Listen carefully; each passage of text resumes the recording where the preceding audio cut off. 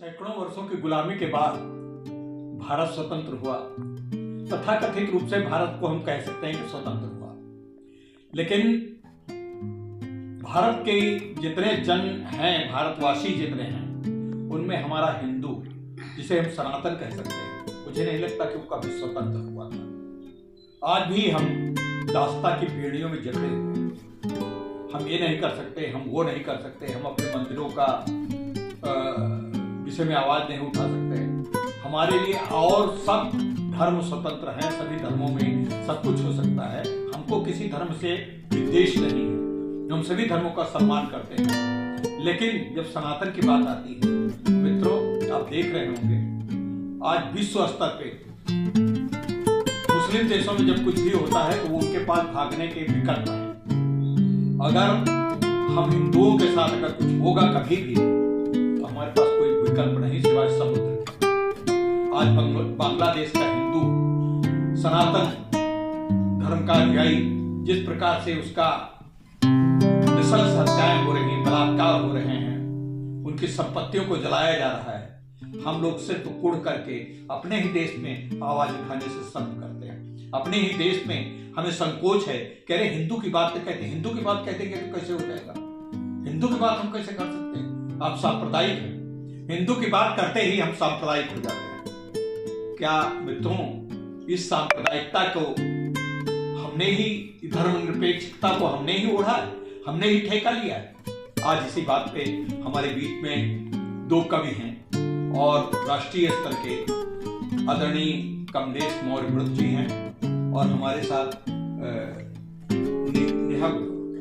नेहा गुप्ता जी हैं, नीतू गुप्ता जी हैं। और इन दोनों कवियों से इस विषय पे हम इनके विचार जानना चाहेंगे और ये क्या सोचते हैं। कवि हमेशा, साहित्यकार और कवि हमेशा जनता की नब्ज पकड़ता है और जनता की बात, जनता की आवाज बन करके घोषणाएं करता है, अपना संकल्प लेता है, चुनौती देता है। चलिए मिलते हैं माननीय कमलेश मृत जी से और कवित्री बहन जी से, तो आदरणीय कमलेश जी, हम सनातन धर्म के अनुयायियों के प्रति आपकी क्या धारणा है? हम कहां तक, कितने, कब तक बेचारगी ये सहेंगे? हम कब तक बेचारे बने रहेंगे? आज एक तो सबसे बड़ी गलती हमसे ये होती है जब हम ये कहते हैं कि सब धर्मों में ऐसा है, सब धर्म बराबर हैं। ये हमारी अज्ञानता के कारण या हमारे सनातन का जो विस्तृत दृष्टिकोण है उसके कारण हम सोचते हैं। वास्तव में अगर देखा जाए तो सनातन हिंदू धर्म के अतिरिक्त दूसरा कोई धर्म पूरे विश्व में है नहीं। क्या विश्व में केवल एकमात्र कोई धर्म है तो वो सनातन है, जिसको बाद में हमने हिंदू कहा। नाम बदलते रहते उसको, चाहे आप सनातन कहिए, भारतीय कहिए, हिंदू कहिए। वो कब से शुरू हुआ है इसकी कोई तारीख नहीं है। जब से सृष्टि प्रारंभ हुई, क्योंकि जो धर्म की हमारी परिभाषा है, बाकी के जितने हैं वो सब मत है, पंथ है, मजहब है, रिलीजन है, उपासना पद्धतियां हैं, धर्म नहीं है। ये हमारे सनातन धर्म का एक छोटा सा अंग है। हमारा जो धर्म की जो परिभाषा है उसमें उपासना पद्धति कहीं आती नहीं। क्या बात? धर्म की जो व्याख्या है, धृति क्षमा दमो स्तेयम शौचम इंद्रिय निग्रह धीर विद्या सत्यम अक्रोधम दशकम धर्म लक्षणम। ये 10 पैमाने हैं, इन पे हम कहाँ तक खरे उतरते हैं ये तय करता है कि हम धार्मिक हैं कितने, हम पूजा कितने करते हैं इसका मतलब नहीं, हम उपासना किसकी करते हैं इससे कुछ भी लेना देना नहीं है, हम बाकी के जो है वो दान दक्षिणा कितनी करते हैं इसका कोई मतलब नहीं है। धर्म की परिभाषा के अंतर्गत धर्म को हम कर्तव्य के निकट अधिक समझ सकते हैं। हम जिस स्थिति में है, जहाँ भी है, अपने कर्तव्य का पालन अगर हम ठीक प्रकार से करते हैं, हमारा व्यक्तिगत होने के नाते हमारे अपने शरीर के प्रति कुछ कर्तव्य है, हमारा कर्तव्य, हम परिवार में रहते हैं, अगर हमने विवाह किया है तो हमारा परिवार भी है, परिवार के प्रति कुछ कर्तव्य है। हम जिस देश में रहते हैं, जिस मोहल्ले समाज में रहते हैं, उस समाज और देश और धर्म के, उस देश के लिए भी हमारा कुछ कर्तव्य है। हम जहाँ व्यवसाय करते हैं, जो भी व्यवसाय करते हैं, उस व्यवसाय में रहते हुए हमारा अपना कुछ कर्तव्य, ये सब मिला के ये सब हमारा धर्म है।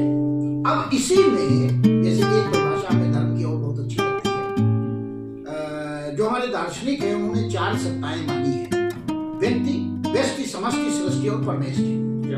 व्यक्ति, समाज, प्रकृति और परमात्मा, इन चारों में परस्पर संघर्ष न हो, क्लेश न हो, एक दूसरे में विद्वेष न हो, ये सब परस्पर पूरक रहे, इसके लिए हमारे भारतीय मनीषियों ने वर्षों तक तपस्या करने के पश्चात कुछ नियम कानून बनाए, कुछ डूज डोंट्स बनाए, क्या करना क्या नहीं करना। इन सबका समुच्चय जो है वही धर्म है। क्या बात है, बहुत बढ़िया।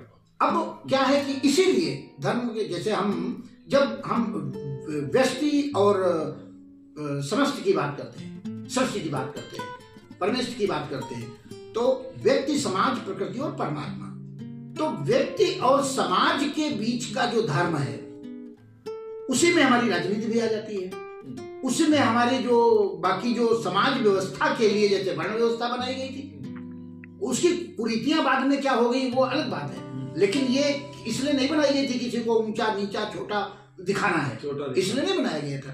ये इसमें भी अलग से हम बहस करेंगे, बात करेंगे कभी कि ये वर्ण व्यवस्था जो है वो, तो ये जो वर्ण नहीं वर्णाश्रम व्यवस्था थी, इसका निर्माण समाज में व्यवस्था उत्पन्न करने के लिए किया गया था।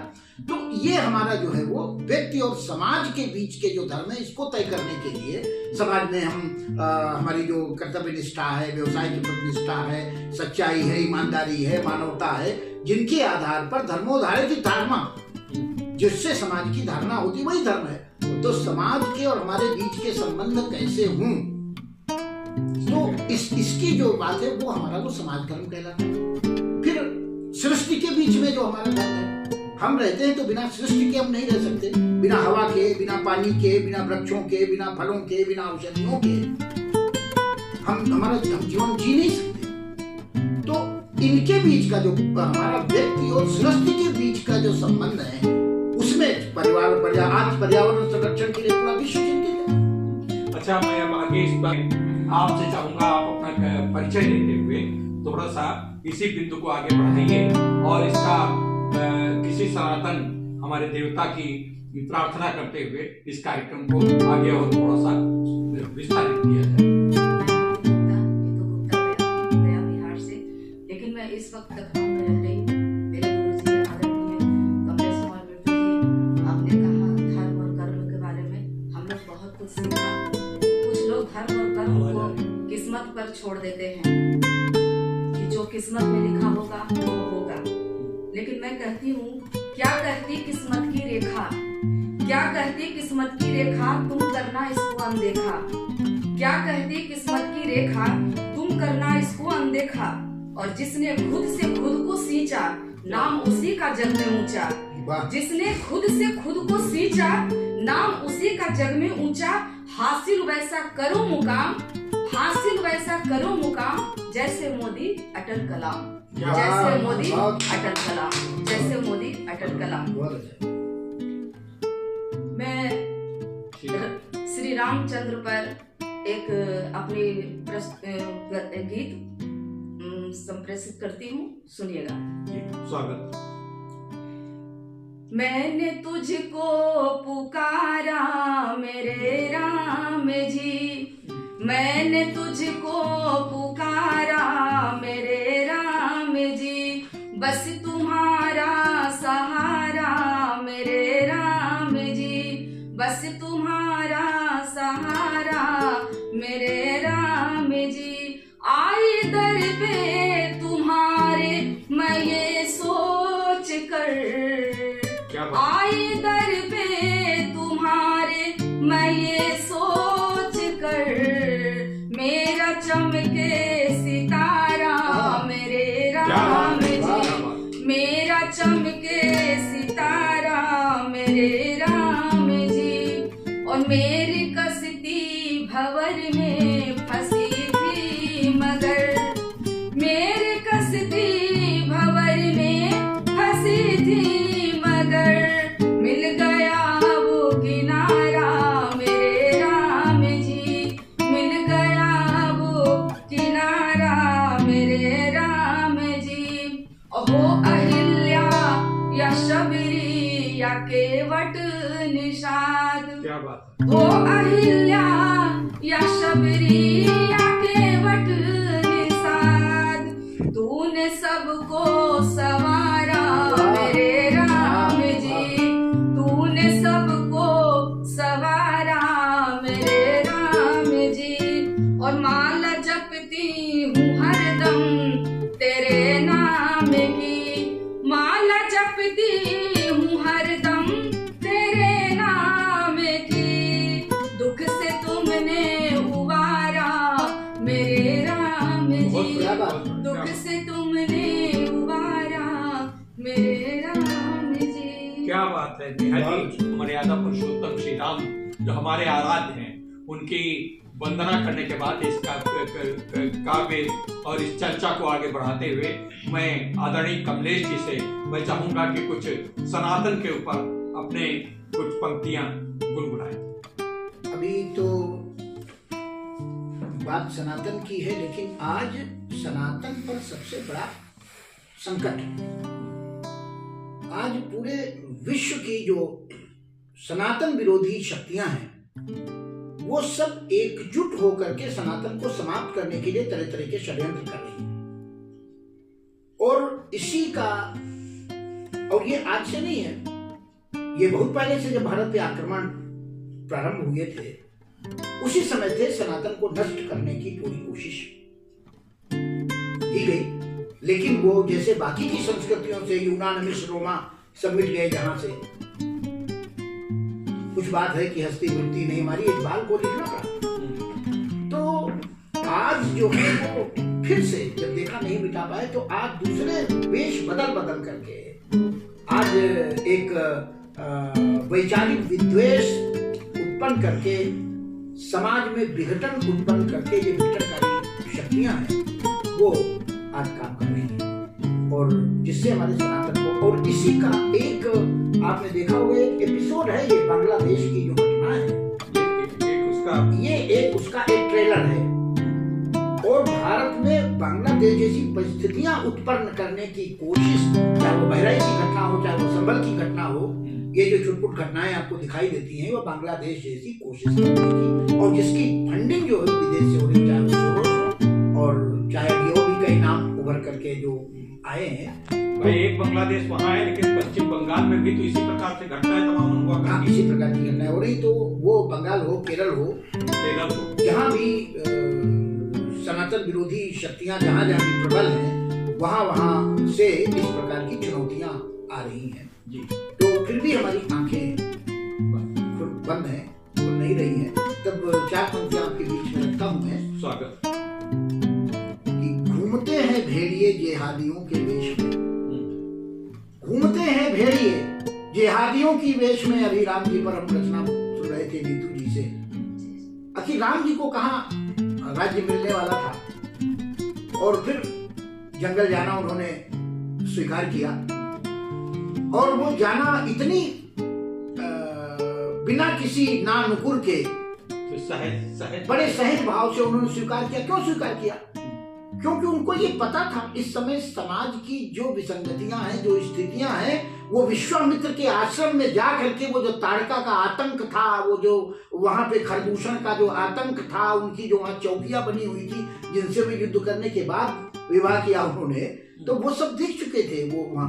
तो वो तो इस प्रतीक्षा में ही थे कि आखिर हम अगर यहाँ राज करने लगेंगे बैठ करके तो आखिर उनको कौन चुनेगा। और दूसरा उसके पीछे एक और कारण था जो मुझे लगता है कि अगर मान लिया हम यहाँ अयोध्या की सेना भेज के फौज फाटा लेकर के उन राक्षसों को भी समाप्त भी कर दिया, कर सकते थे वो। अरे वो तो अगर उनको हम अलौकिक माने तो एक भ्रगु की मात्र से उनको समाप्त कर सकते थे। लेकिन जन सामान्य के मन में, जैसे हमारे ही मोहल्ले में अगर किसी प्रकार का कोई विवाद है, पुलिस आए तो कितनी देर पुलिस रहेगी, आपका सुरक्षा और संरक्षण करेगी। हमारे अंदर अगर वो आत्मविश्वास नहीं बढ़ा, हम अगर नहीं लगे कि हाँ नहीं अरे ये तो काम हम भी कर सकते थे, केवल हम आपस में बटे थे, आपस में एक नहीं थे, या हमारे अंदर एक आत्मविश्वास की कमी थी जिसके कारण ये हमारे पीछे जो लोग लड़ रहे थे हमको समाप्त करने के लिए हम डर जाते थे, भयातुर थे हम। तो वो सारा भय और आत्मविश्वास जगाने के लिए जंगल जंगल राम घूमे। कई बार लोग ये भी कहते हैं कि वो राम ने तो सीता जी का अपहरण कर लिया, और इसलिए ये तो राम की और रावण की व्यक्तिगत लड़ाई थी। ये जो वामपंथी लोग हैं वो कहते वो कोई जन कल्याण और लोक कल्याण के लिए थोड़ी राम ने युद्ध किया। राम ने तो युद्ध किया कि वो तो सीता जी को अपहरण करके उनकी वो तो पत्नी को अपहरण करके ले गया उस अपमान का बदला चुकाने के लिए, और वो ले भी इसलिए गया उसको जस्टिफाई कहते भाई जिसकी बहन की नाक कान काट लोगे, जब नाक कान काट लोगे तो आखिर वो ऐसा प्रतिक्रिया स्वरूप कुछ ना कुछ करेगा ही। इस तरह की वो उनकी अपनी सोच, जैसे वो भाई बहन जब लड़ते हैं तो एक दूसरे को कान नाक नोच लेते हैं और माँ की गाली देते हैं, वो समझते हैं कि राम जी भी है। अरे जब आप रामायण को तो पढ़ते ही नहीं है, वो तो केवल अपने मतलब से सुनी सुनाई बातों पर और तर्क करते हैं। अब रामायण में आप देखिए कि जब सीता जी उनके साथ थी अरण्यकांड में, अरण्यकांड में ही जब उन्होंने निशाचरों के द्वारा ऋषियों को खाए जाने के बाद जब हड्डियों के ढेर देखे, उस समय उन्होंने प्रतिज्ञा की थी कि निश्चलहीन करो मई भुज उठाए प्रण की। ये प्रण उन्होंने तब किया था जब सीता जी उनके साथ थी। तो इसका मतलब क्या सीता जी का प्रण न होता तो वो रावण को मारते नहीं, राक्षसों को अपनी प्रतिज्ञा छोड़ देते। वो तो एक कारण बन गया जी, और बन नहीं गया। बनने के पहले पूरी इसकी योजना थी। सीता जी से उन्होंने कहा था कि कुछ दिन करो अग्निमा भाषा और मैं कुछ करो निशाचर नाशा, अब मुझे पूरी जो पहले ही याद है। तो ये बाकायदा प्लानिंग थी, वो अपहरण नहीं करता तब भी होता, तो भी जो है उनका लक्ष्य तो ये था, संहार करने का लक्ष्य था। तो आज की जो परिस्थितियां हैं जी, तो ये जो निशाचरी वृत्तियां हैं आज कहीं वो इस्लामिक शक्तियों के रूप में, तो कहीं ईसाई शक्तियों के रूप में, कहीं और ऐसे दुष्टता के रूप, वामपंथी शक्तियों के रूप में जो दिखाई पड़ रही है, ये सब वही निशाचरों के बदले हुए रूप हैं जो सनातन को समाप्त करने के लिए लगे हैं। कि घूमते हैं भेड़िए देहादियों के वेश में और सेकुलर 2 कदम आगे हैं उनसे रेस में। क्या बात है। आज जिहादियों से ज्यादा बड़ा खतरा हमारे देश के इन सेकुलरों से है जो आज तक उनके तलवे चाट कर सत्ता में बैठे हैं। घूमते हैं भेड़िए जिहादियों के वेश में और सेकुलर 2 कदम आगे हैं उनसे रेस में। आंख दुखने की दवा तो हर ठिकाने मिल रही है, आंख दुखने की दवा तो हर ठिकाने मिल रही, आंख खुलने की दवा मिलती है बांग्लादेश में। क्या बात है, क्या खुलने की दवा मिलती है बांग्लादेश में, आंख खुलने की दवा मिलती है बांग्लादेश में। लेकिन फिर भी हमारी आंखें नहीं खुल रही, इसलिए नहीं खुल रही क्योंकि हमारी आंखों पर पिछले 70 सालों में बड़ी 3 मजबूत पट्टियां बांध दी गई, एक सेकुलरिज्म की, एक गंगा जमुनी तहजीब की और एक वो भाईचारे की, और हम भाई होकर चारा बनते जा रहे हैं। तो ऐसी स्थिति में वो बार बार जगाने के बाद भी हमारी ये पट्टियों के कारण हम देख नहीं पा रहे हैं। और इसका दुष्परिणाम क्या हो रहा है, जब हम काशी गए तो वहां देखा हमने 4 पंक्तियां आपको निवेदन करता हूं जी, कि गंगा जमुनी संस्कृति पर गुफ्तगू करते रहे, गंगा जमुनी संस्कृति पर गुफ्तगू करते रहे, गंगा जमुनी संस्कृति पर गुफ्तगू करते रहे। और वो दूसरी एक पट्टी जो है वो गंगा जमुनी संस्कृति पर गुफ्तगू करते रहे, भाईचारे की है हम सब जुस्तजू करते रहे, भाईचारे की है हम सब जुस्तजू करते रहे, भाईचारे का नतीजा इस तरह हमको मिला, भाईचारे का नतीजा इस तरह हमको मिला, वो हमारे भोले बाबा पर वजू करते रहे, वो हमारे भोले बाबा पर वजू करते। ऐसा नहीं कि वो जानते नहीं थे, वो सब जानते थे, लेकिन वो इसीलिए कर रहे थे कि हम अपने को अपमानित कैसे महसूस करें। सनातन के लोग हम इनको अपमानित करने के भाव आपके अंदर कैसे आवे, कारण बता। हाँ, जैसे जब हम किसी के ऊपर गुस्सा होते हैं तो हम माँ बहन की गाली देते हैं। माँ बहन ने कुछ नहीं बिगाड़ा हमारा, कुछ नहीं, लेकिन हम माँ बहन की गाली इसलिए देते हो क्योंकि हमारी सबसे ज्यादा श्रद्धा माँ बहन पर होती है। कोई हमको कोई थप्पड़ मार दे या हमारा कोई अपमान कर दे, तो शायद इतना हम अपमानित नहीं फील कर देंगे अगर हमारे सामने कोई हमारी बहन का, बहू का, बेटी का, माँ का अपमान कर दे। तो इसलिए हम बहू, बहन, बेटी और माँ की गाली इसलिए देते हैं ताकि हम अपने को ज्यादा अपमानित महसूस करें और फील करें। इस कारण उन्होंने ये सारे जो नाटक किए कि जहां मंदिर थे उनको तोड़ करके, और जो केवल ये नहीं कि उनके ऊपर बना दिया ताकि तुम देखो कि देखो हमारी भगवान की मूर्ति बनी है, उसके ऊपर जो है वो हमने गुंबद बनाया है। वो मूर्तियां जो ले जाके, खंडित मूर्तियों को ले जाकर के उन्होंने, जो सीढ़ियां थी जिसमें वो नमाज पढ़ने के लिए जाते थे, चढ़ते थे, उतरते थे, कि हमको पैरों तले रौंद रहे, ये हमको दिखाने के लिए जानबूझकर किस तरह की मक्कारी, नलायकी और उनकी भाषा में कहा जाए तो हरामीपन किया उन्होंने। ये जो है वो हमारे स्वाभिमान के साथ खिलवाड़ करने के लिए उन्होंने किया। तो वो सब जानते हुए भी वो वजू करते रहे। तो और बाबा तुलसी ने एक चौपाई लिखी है, जाकी रही भावना जैसी, प्रभु मूर्त देखी तिन तैसी। ये सुनते तो थे, लेकिन जब हम काशी में गए तो हमें लगा कि बाबा ने कितना सटीक लिखा था। तब 4 पंक्तियां और आपके बीच में पढ़ता हूं कि नजर नजर का फर्क है देखो, दिखता अलग नजारा। नजर नजर का फर्क है देखो, दिखता अलग नजारा। एक बार 2 बार नहीं तुम देखो 100 बारा। क्या बात। एक बार 2 बार नहीं तुम देखो 100 बारा। और जाकी रही भावना जैसी, प्रभु मूरत तिन तैसी। जाकी रही भावना जैसी, प्रभु मूरत तिन तैसी। नंदी को शिवलिंग दिखता, आज भी मुठाए देख रही है कब भगवान शिव हमारे सामने दर्शन देंगे। नंदी को शिवलिंग दिखता है, सुअरों को फौवारा।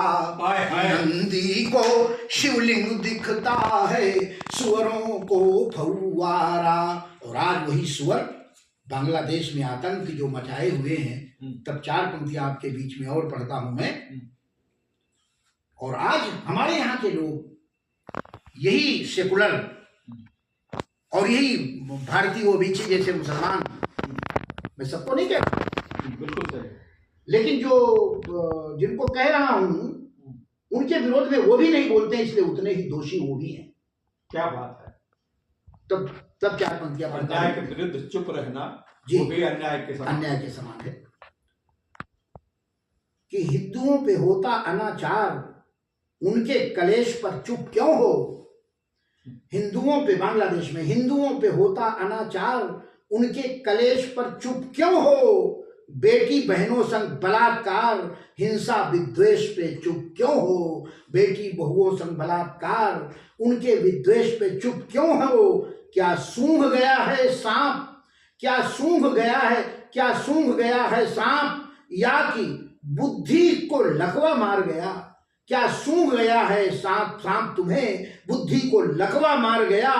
जय फलस्तीन कहने वालों, बांग्लादेश पर चुप क्यों हो। जय फलस्तीन कहने वालों, बांग्लादेश पर चुप क्यों हो। बांग्लादेश पर चुप क्यों हो। अब तो चुप्पी तोड़ो। अच्छा नहीं, ये अयोध्या में राम निर्माण जब हुआ था तब मेरी एक आहुति इस रचना के माध्यम से, उसी समय मैंने ये लिखा था रचना। अब मैं सुनाती हूँ राम भजन। हमारा पूरा हुआ बुझाप, हमारा पूरा हुआ बुझाप, हमारा पूरा हुआ बुझाप। अवध में आए रघुवर आप, हमारा पूरा हुआ बुझाप। अवध में आए रघुवर आप। माँ सीता संग रामचंद्र जी जब धरा पर आए। माँ सीता संग रामचंद्र जी आज धरा पर आए। स्वर्ग लोक और चारों दिशा से देव सभी गण आए। स्वर्ग लोक और चारों दिशा से देव सभी गण आए हनुमंत लखन प्रताप, आए हनुमंत लखन प्रताप, अवध में आए रघुवर आप, हमारा पूरा हुआ अब जाप, अवध में आए रघुवर आप। और अभी सनातन की बात कर रहे थे कि सत्य सनातन की धरती पर भीड़ लगी अति भारी, सत्य सनातन की धरती पर भीड़ लगी अति भारी, सजी अयोध्या ऐसे जैसे दुल्हन हो कोई प्यारी, सजी अयोध्या ऐसे जैसे दुल्हन हो कोई प्यारी, हम सबका मिटा है संताप, हम सबका मिटा है संताप, अवध में आए रघुवर आप, अवध में आए रघुवर आप, हमारा पूरा हुआ अब जाप, अवध में आए रघुवर आप। कई वर्षों के संघर्षों से आखिर शुभ घड़ी आई, कई वर्षों के संघर्षों से आखिर शुभ घड़ी आई, कण कण के प्रांगण में देखो गूंज रही से सहनाई, कण कण के प्रांगण में देखो गूंज रही है शहनाई, गुंज घुंघरू वाले पद चाप, गुंज घुंघरू वाले पद चाप, अवध में आए रघुवर आप, अवध में आए रघुवर आप, हमारा पूरा हुआ अब जाप, अवध में आए रघुवर आप, अवध में आए रघुवर आप। मैं बहुत अच्छा चला सनातन के ऊपर, आपने बहुत उपयोगी और बड़ी मौलिक बातें बताई हैं हमारे दर्शकों को। मैं अब चाहता हूं कि दर्शकों के समक्ष कुछ आपका काव्य प्रवाह भी हो जाए, जिससे कि लोगों को अंदर एक और जोश आए। विषय आपका कुछ भी हो सकता है, वो विषय आपके स्वेच्छानुकूल, लेकिन जो भी हो, अब थोड़ा सा विचार विमर्श से आगे हटके अब थोड़ा कविता पे चले। तो आइए, अभी 2 दिन पहले गीता जयंती थी। क्या बात। और हमने गीता जयंती पर इस देश में तमाम आयोजन हुए, और वैसे तो हमारे आदि कवि वाल्मीकि जी को हम मानते हैं, लेकिन गीता भी एक काव्य ही था। और वो एक ऐसा काव्य था जो भगवान श्री कृष्ण ने उस समय वो काव्य प्रस्तुत किया जिस समय युद्ध के लिए सन्नद्ध लोग वहां खड़े थे। क्या उस समय जो है उन्होंने उस काव्य को प्रस्तुत किया। तो वो भी एक काव्य है जो हमारे अंदर कर्तव्य बोध जगाता है। क्या बात। तो आइए 4 पंक्तियां, गीता है क्या, इस पर मैं आपके समक्ष रखता हूँ। स्वागत। कि भक्ति का, ज्ञान का, कर्म का, धर्म का, भक्ति का, ज्ञान का, कर्म का, धर्म का मर्म सिखाती वो सारो है गीता। क्या बात है। भक्ति का, ज्ञान का, कर्म का, धर्म का मर्म सिखाती वो सारो है गीता। और जीवन में कर्तव्य का बोध कराने का क्रांति विचारो है गीता। जीवन में कर्तव्य का बोध कराने का क्रांति विचार है गीता। सज्जन शक्तियों का परित्राण, सज्जन शक्तियों का परित्राण व दुष्ट जनों का संहार है गीता। परित्राणाय साधूनां विनाशाय च दुष्कृताम्। सज्जन शक्तियों का परित्राण व दुष्ट जनों का संहार है गीता। और गीता न केवल पुस्तक है, गीता न केवल पुस्तक है, मृदु कृष्ण का ग्रंथावतार है गीता। गीता न केवल पुस्तक है, मृदु कृष्ण का ग्रंथावतार है गीता। और कृष्ण क्या है, कृष्ण के जीवन को एक बार देखते हैं। कि पहली गाली पे सर काटने की क्षमता के बावजूद 100 गाली सुने वो कृष्ण होता है। क्या बात है, क्या जो बात है। धर्म का सबसे बड़ा तत्व है धीरज, धर्म मित्र नारी आपातकाल परखिए जारी। तो धीरज उसका पहला, कि पहली गाली पे सर काटने की क्षमता के बावजूद 100 गाली सुने वो कृष्ण होता है, वो कृष्ण होता है। और चक्र के समान शक्तिशाली शस्त्र रखते हुए, जो चक्र के समान शक्तिशाली शस्त्र होते हुए बांसुरी विकल्प में चुने वो कृष्ण होता है। क्या बात है, क्या चक्र के समान शक्तिशाली शस्त्र होते हुए बांसुरी विकल्प में चुने वो कृष्ण होता है। और सर्वशक्तिमान होके सेनापति नहीं, सेनापति का जो सारथी बने वो कृष्ण होता है। और द्वारिका नरेश होके भिक्षुक सुदामा के जो पग धोए धूल से सने वो कृष्ण होता है।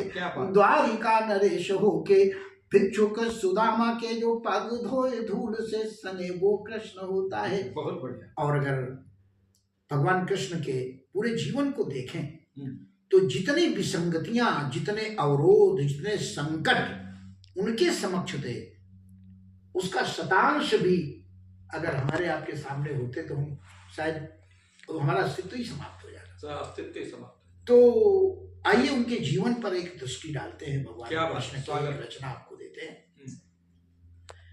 इससे भी बड़ा और बोलो क्या होगा कष्ट जमाने में, इससे भी बड़ा और बोलो क्या होगा कष्ट जमाने में, जिसके माँ बाप जन्म से पूर्व पड़े हों बंदी खाने, जिसके माँ बाप जन्म से पूर्व पड़े हों बंदी खाने में, लेते ही जन्म जिन्हें अपने माँ बाप तुरंत छोड़ने पड़े, ममता मनुहार दुलार प्यार रिश्ते नाते तोड़ने पड़े, ममता मनोहार दुलार प्यार रिश्ते नाते तोड़ने पड़े, जाकर के पले दूसरों के घर गैरों को पूजना पड़ा, और बचपन में ही पूतना अघासुर आदि से जूझना पड़ा। बचपन में ही पूतना बकासुर आदि से जूझना पड़ा। ये आज भी हमारी जो नई पीढ़ी, हमारे जो बच्चे पूतना से बच पा रहे हैं क्या? नहीं। उस पूतना ने क्या किया था? जहरीला दूध पिलाने के लिए वो आई थी बच्चे को मारने के लिए, जिसके प्राण भगवान कृष्ण ने जो है वो हरे थे। आज भी ये जो हमारी फास्ट फूड बनाने वाली जो विदेशी कंपनियां हैं, और अपने भी देश की जो फास्ट फूड वाली कंपनियां हैं, वो जो पेप्सी कोला और फास्ट फूड खिला पिला करके हमारे बच्चों के प्राण लेने पड़ा, तो यही आज की पूतना है। इनके खिलाफ हमको संघर्ष करना। कृष्ण का संघर्ष ये ऐसी विषमताओं के लिए जो है वो था, जो आज के युग में भी प्रासंगिक है। उन्होंने क्या किया? कालिया नाग का मर्दन किया था। कालिया नाग माने जिसने प्रदूषित कर दिया था जमुना के जल को। आज हम नदी प्रदूषण की, जल प्रदूषण की बात करते हैं, वायु प्रदूषण की बात करते हैं, तो उस समय कृष्ण ने इस प्रदूषण के मुक्ति का एक संकेत दिया था। और आज हम गीता तो पढ़ते हैं, लेकिन उससे कृष्ण के जीवन से ये प्रेरणा लेकर के हम उस प्रदूषण को समाप्त करने की ओर पढ़े, इसकी मीमांसा की आज आवश्यकता है। तब पढ़ता हूं कि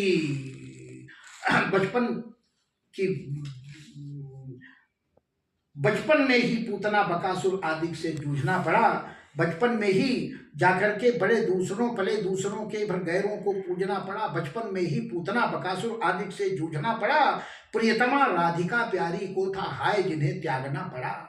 प्रियतमा राधिका प्यारी को था हाय जिन्हें त्यागना पड़ा। अपने ही हाथों अपने सगे कंस मामा को मारना पड़ा। अपने ही हाथों अपने सगे कंस मामा को मारना पड़ा। बचपन बीता लड़ते लड़ते पल भर को फुर्सत पाए थे। बचपन बीता लड़ते लड़ते पल भर को फुर्सत पाए थे। सुस्ता कर अभी 2 घड़ी चैन की सांस नहीं ले पाए थे।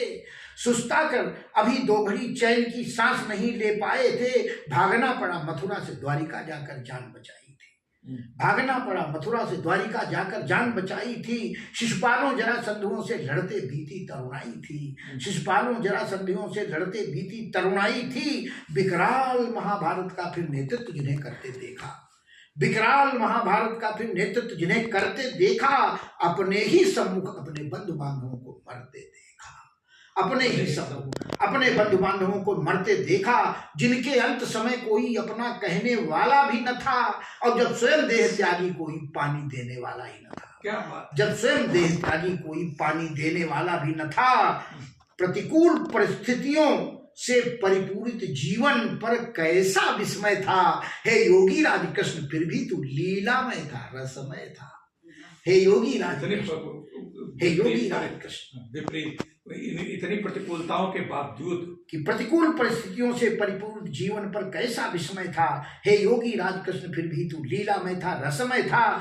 जूझते विषम परिस्थितियों में जिनका जीवन रसमय बीता, उनके ही जीवन के अनुभव का मृदु निचोड़ है यह गीता। उनके ही जीवन के अनुभव का मृदु निचोड़ है यह गीता। हम गीता का अनुसरण करें तो अपना जीवन धन्य बने। संदेश दे रही है गीता जयंती, हम कृष्ण के भक्त अनन्य बने। पर ऐसी भक्ति निरर्थक है जिसमें हो निहित पुरुषार्थ नहीं। कविता मोड़ ले रही है, पर ऐसी भक्ति निरर्थक हो जिसमें ही निहित पुरुषार्थ नहीं। निज देश धर्म हित त्याग नहीं, परमार्थ नहीं, पुरुषार्थ नहीं। निज देश धर्म हित त्याग नहीं, परमार्थ नहीं, पुरुषार्थ नहीं।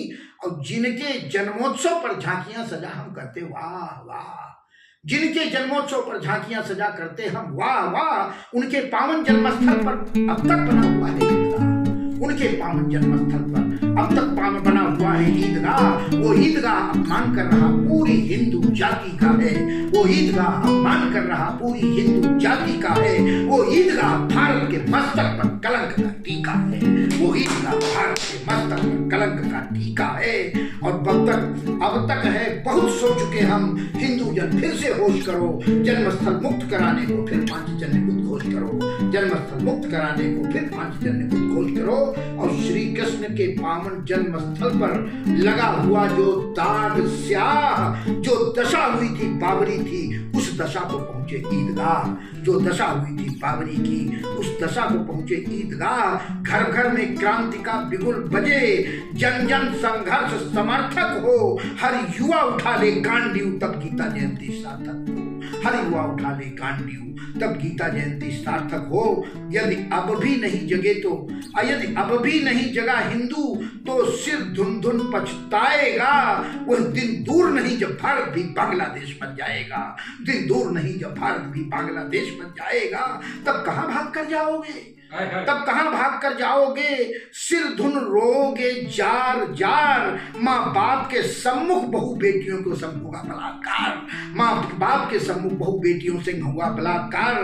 तब मनवादी मानववादी अगड़े पिछड़े और ऊंच नीच, तब मनवादी मानववादी अगड़े पिछड़े और ऊंच नीच, तब मनवादी मानववादी अगड़े पिछड़े और ऊंच नीच। उनकी नजरों में सब काफिर काटे जाएंगे खींच खींच।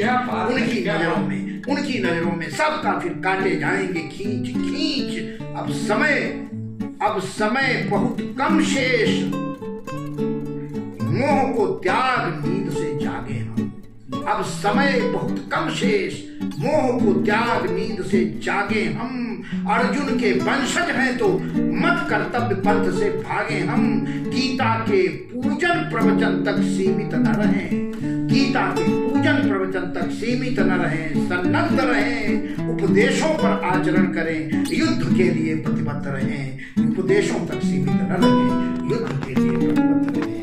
युद्ध के लिए बहुत प्रतिबद्ध रहें। बहुत ही आवाहन करती कविता, और बहुत ही ये जो विचार आज हम लोगों ने व्यक्त किए हैं, हो सकता है हम में से जो हमारे दर्शक हैं कुछ लोग हमारे ऊपर ठप्पा लगाएं कि आप जो है सांप्रदायिक होने जा रहे हैं। अगर मुझे आप इन सब बातों को अपनी बात कहने के लिए, अपनी रक्षा के लिए बात कहने पे अगर आप हमें सांप्रदायिक कहते हैं, तो निश्चित रूप से मैं सांप्रदायिक हूँ। हमारा चैनल सांप्रदायिक है, मैं इसकी घोषणा करता हूँ। तो इस बातों को हमको प्रकृति ने अपनी सुरक्षा का अधिकार दिया है और उसके लिए जगाने का भी अधिकार हमको दिया है। तो इन्हीं सब बातों के साथ दर्शकों, हम आपसे इस आज के वीडियो पे विशेष समर्थन चाहते हैं। आपके कमेंट के हम इंतजार करेंगे और हम चाहेंगे कि आप हमें भरपूर प्यार दें और हमारी बातों को सुन करके आप इसका प्रसार करें। मैं इसलिए नहीं कह रहा हूं कि हमारे इस चैनल को शेयर करिए, ताकि आज जो कहा गया है वो बात घर घर तक पहुंचे। इसलिए आज का ये एपिसोड कम से कम जरूर शेयर करें। बस इन्हीं बातों के साथ धन्यवाद। फिर मिलते हैं। नमस्कार।